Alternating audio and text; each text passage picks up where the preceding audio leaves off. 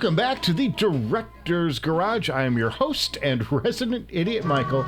And today we're going to have a good old-fashioned shootout like the Wild West. Draw! Sorry. I get carried away. I can't help it. But today we're going to put the mighty Mest, this IEM right here, which is my pound-for-pound middleweight champ, and it's going to go up against this guy right here, the Kinera Nanna. But first, I have one really sad headline. Now, this news just broke as I was writing this episode. Dusty Hill, the legendary bassist for ZZ Top, passed away in his sleep. And of course, I'm a huge fan of the group. I think everybody pretty much is. The importance of what he brought to the ZZ Top sound cannot be understated. Dusty had amazing swing. He had a way of laying back on the beat that drove you from note to note and measure to measure. A tremendous, tremendous bassist. I heard he was having hip trouble and was returning home from touring with the band. I had no way, I don't think anybody did, of anticipating this. It's a huge loss to the music world. ZZ Top reinvented itself from time to time, never changing that original lineup, though, of Beard Hill Gibbons. Those middle to late 70s albums, from Tres Hombres to El Loco, De Gallo, Fandango, I mean, they're just personal favorites of mine, and it's... music is not going to be the same without Dusty Hill in it, and it's one sad loss and a really sad headline. I'm sorry to have to follow that, but let's turn now to the Kinera Nanna, which comes to us from our friends at Audio 46. And folks, if I haven't said it enough, Audio 46 is your personal audio superstore. If you have a need, Audio 46 has the solve. They have the best brands: Stax, Abyss, Vocal, Sennheiser, iFi, Chord, you name it. And they match prices. If you've got a deal, they can match it, and with free shipping on US orders. But wait, there is more. If you use this coupon code at checkout, Director's Garage, all one word, you will save an additional 5% on most of what they stock. And they stand by their sales. These guys are the very best in the business, and I thank them for supporting the Director's Garage. So today we have a middleweight fight, and it's going to decide my pound for pound, dollar for dollar, best value in an IEM.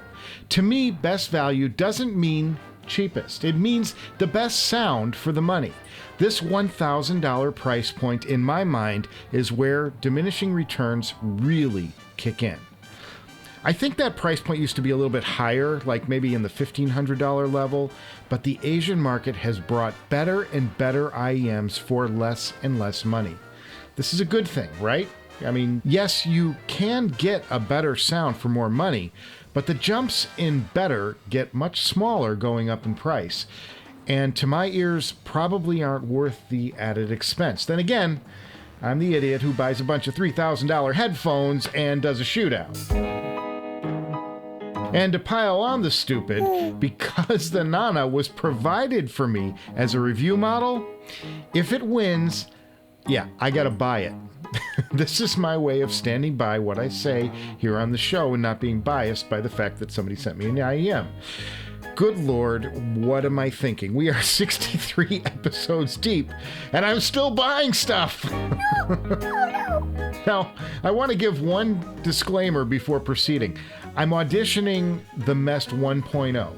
There has been a revision on this headphone, but I don't have a connection with Unique Melody, and the only way I'm ever going to hear it is to buy them, which won't be happening at least anytime soon. So keep that in mind, though the driver arrangement is the same.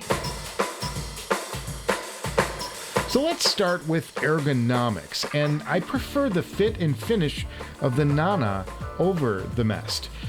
First is the graphics, and the Mest does this kind of shardy, carbon fibery thingy, and it lacks kind of some imagination to my mind. The Nanna has this gorgeous, swirly, sandy, metallic kind of thing going on. It's more pleasing to my eye, but more important is the fit. I mean, look at the size. Can you see the size difference? The size of the Mest is considerably larger, making the Nanna by default considerably smaller, and it fits my ears a bit better.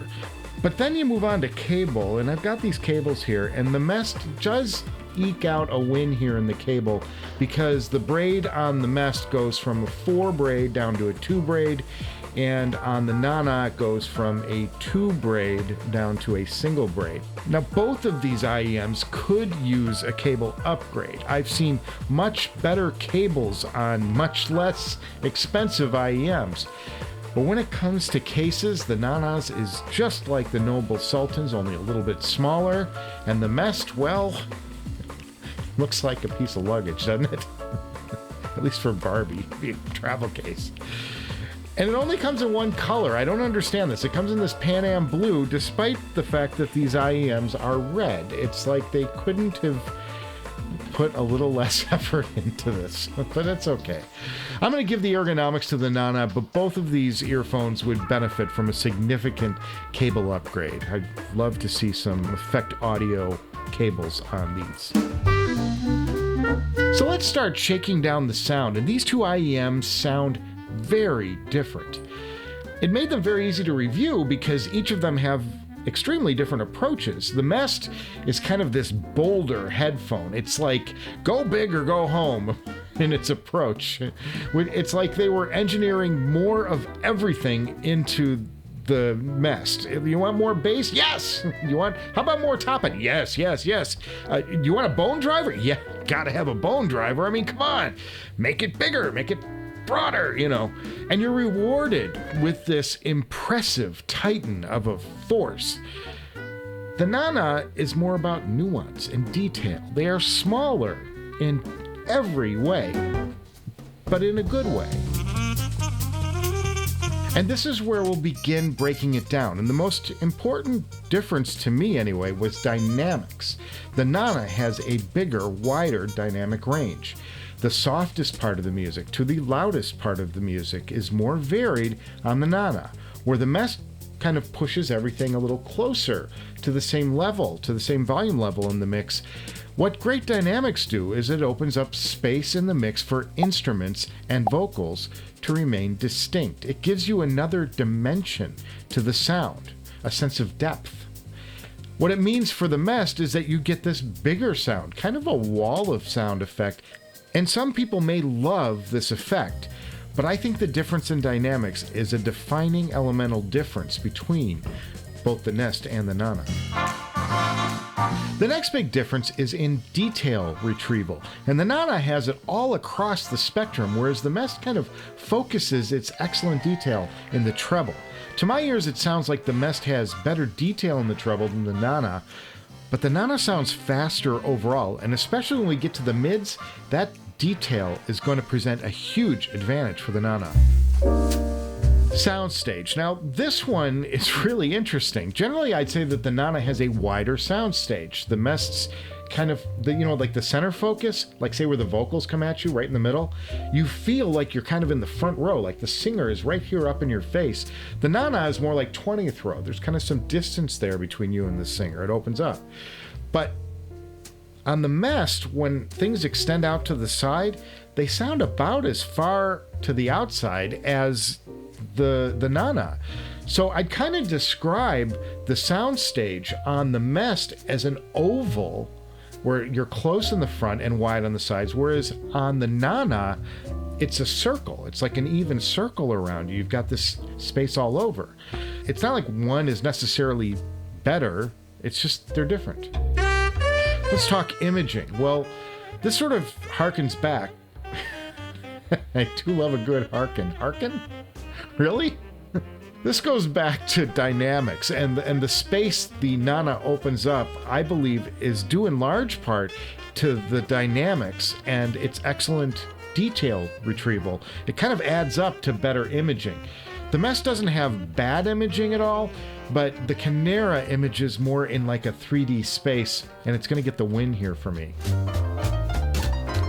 So now it's time to talk about sound structure. And when I talk about sound structure, you know I'm talking bass and mids and treble, and I'm going to do it in that order, I promise. Come on! Why does that never get old for me? Okay, starting with the bass, here's where the mighty Mest really shows its stuff. It's got bass. It's got big, bold, beautiful, deep to your soul thumping bass. If bass is your thing, don't even bother with the Nanna. It's the Mest by a landslide. But this is not to say that the Nanna is bass light. It really isn't. There's a good deal of bass there. And what's more, it's detailed bass. It's detailed on a level that the Mest can't touch. But the quantity of the bass on the Mest is just too darn alluring. I got to give the bass win to the Mest. Now on to the mids, and if you've watched any of my previous Mest videos, you're going to know by now that the mids are, in my view, the Achilles heel on this monitor. Now, they get a bit congested when you start pumping complex material through them. For whatever reason, I'm not sure why, the Mest just doesn't have the cleanest mids on certain things. So it's an easy win for the Nanna for me, where the mids are just super clean. I'd also know that the Nanna, the mids seem a little more recessed, giving it a deeper V profile than the tuning of the Mest, which is a little more flat. Still a V, but a little less dramatic. Now, finally, we get to the treble, and both IEMs shine here. There is more treble presence on the Mest, and it's very detailed. But on a technical level, the Kinera might have a slight advantage because of the speed factor. They are just faster to the note, and that helps in the treble. They also ran, though, a little bit closer to shouty than the Mest on me in certain passages. This one's really too close to call. I'm gonna name it a push. So with this middleweight crown kind of still up in the air, it's undecided, we're gonna move on to music, and I'm gonna start with Supertramp's breakout LP, Crime of the Century from 1974. Now, the band had two prior albums under its belt, but both were commercial flops by any standard, and the band broke up. Rick Davies and Roger Hodgson, though, they regrouped and retooled the band's lineup, bringing in Bob Benberg and Dougie Thompson as the rhythm section.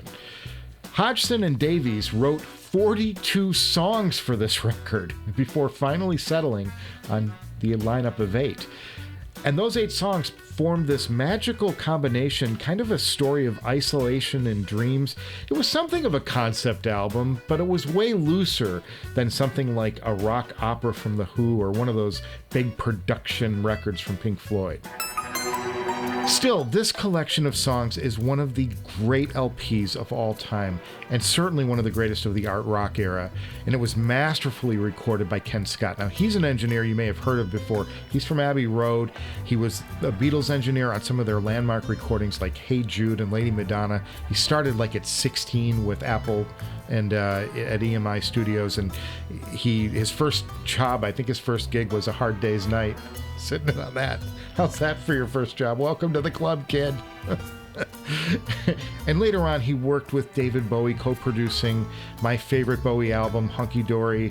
He produced Devo, John Lennon, Elton John. Madman Across the Waters is his, really one of the preeminent music producers of his day. And I'm going to focus on School on this record because of its deep thumping bass and the kid's screams that run across the top of the mix. The Mest impresses with its driving bass, but the 3D effect on this song is particularly strong in the Nanna, and I preferred the Nanna on this track. Now, Asylum is another track that is really, really interesting because it's a song that evolves from a simple piano chord progression and expands out into this soundscape of instruments and effects and hoot calls, all sorts of stuff going on. As the song hits the bridge, there is this massive eruption of thunderous drums that has to be heard to appreciate this boom, boom, boom. And they really punch through. They go big and small. And you know, when we start talking big and small, it's those dynamics again. And yeah, you guessed it. The Kineras were fabulous on this track. The top end of the Mest is really particularly brilliant on this record, and I can't sell it short. But the emotional impact of this song, if you can connect to the music like late at night, it can bring you to tears on this record. It's the Nanna for me. Now next up, I'm talking Dr. John. Now he's the New Orleans R&B icon, and I'm talking about his 5th studio album today, and that's Dr. John's Gumbo. Listening to Right Place, Wrong Time, it's the most mainstream track on this record, and it certainly was a commercial hit. The song has a more open feel on the Nanna, and I preferred it to the Mest. And in fact, the piano in general sounds more realistic on the Nanna. Maybe it's that detail, I don't know. But there's something in there, it just sounds more authentic, the piano does. But then I moved on to a song like Stack of Lee, which is kind of like a deep track on this record. It's kind of like this bigger sound, and I really leaned into the Mest's ability to do that, to deliver that big, huge sound, and I preferred it on this track to the Nanna. The bass on this record is particularly strong on both earphones. Both had moments of real surprise down low, but it's a joy to listen to this record. Give it a listen and check out the take that Dr. John does on Ray Charles' Mess Around. It's a lot of fun. This is a great way to spend 40 minutes of time. Now finally, this is kind of the place where I normally would go to an obscure artist, or I'll pull out a jazz LP or something, but today we're going to talk about these guys right here. We're going to talk ZZ Top, and these are a few of my records. Got 2 versions of DeGeo, different covers.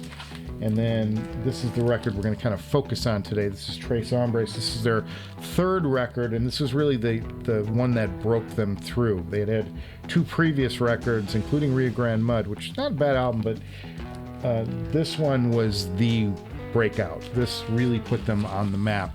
I'm going to talk about Waiting for the Bus, which is a driving... You want to talk about Dusty Hill and what Dusty Hill meant to music. Listen to Waiting for the Bus and the way his bass is just behind the beat a slight bit. Just is such a driving force on this song. And the Mest really pulls this off. You know, when you're talking about bass and driving bass, yeah, that's the Mest. But the guitars have a more authoritative bite on the Nanna. And the same thing holds true with the next song, which is Jesus Just Left Chicago. And on that track, the Nanna nearly goes into harshness. It came really good, but it was still manageable. Even when I cranked it up, and I cranked this is a record to crank up if you're going to have one. But the most important things is that the mids stay perfectly sorted on the Nanna, and that's something that doesn't always happen with the Mest. Now, finally, I want to talk about LaGrange, which is one of the best songs of the 20th century. Simple start with sticks on the rim of a kit, and then the song jumps into full overdrive. The guitar separation on the Kinera stands out to me, and the way the drum fills hold together as they roll across the soundstage, it's just so freaking impressive. The Mest have this impressive intimacy on the front section, and one thing that I appreciated is that the treble never dances anywhere near bright on this song on the Mest, and that's something I can't necessarily say about the Nanna. I think I preferred the Mest on this album, but it was really a nostalgic day for me listening to these old records, and the world is definitely a colder place without one Dusty Hill. So we're kind of down to it now. And the Nanna really took those early rounds with great dynamics and tremendous soundstage and great imaging, and the Mest kind of came thundering back with that massive bass and the beautiful top end that never gets anywhere near the shouty threshold. And honestly, I can easily make a case for either IEM and live with it. Both of these IEMs are worthy of the title pound for pound champ. So it really kind of comes down to, if I were given the option to take either of these 2 IEMs with me and I could only take one, which of these would I choose? Well, as much as my wallet is going to suffer yet again, I have to admit I like the Nanna over the Mest. The only thing that leaves me wondering a little bit is that 2.0 Mest, and if it cleans up those mids, because that's really the thing that made me choose the Nanna over the Mest in this shootout. Of course, you do realize it would be much cheaper for me to just say, it's the Mest, and not pay a dime out of pocket. Wise guy, eh? But I gotta call it like I see it, and it's the Nanna for me. So there you have it. The mighty Mest has been finally dethroned after nearly a year as my best value IEM and the middleweight champ of the world. The Kinera Nanna will take the title belt, and it is my new benchmark for that $1,000 IEM going forward. So I got to give a special shout out, or is it a curse, to Audio 46 for sending me this nearly $1,000 IEM that I now must buy. I hate you all. Son of a biscuit. Make sure you subscribe to this channel. There's tons of fun stuff coming up too. We got a giveaway, 2,000 subscribers, and next up I have a blind what's in the box from Linsole. It's been kicking around here for a couple of weeks. Can't wait to see what Lillian and her team have sent us from Linsole. It's been a minute since I did a Linsole product. I also have a mega shootout of some crazy expensive, like $40,000 worth of over-ear headphones and amps. That'll be a part of that 2,000 sub celebration. So getting those numbers up is good for everyone. We're really close. Give this video a thumbs up if you enjoyed today's shootout, or if you think I'm a complete moron, do the other thing. Blimey. I can't say I blame you either way, but I will see you before you know it.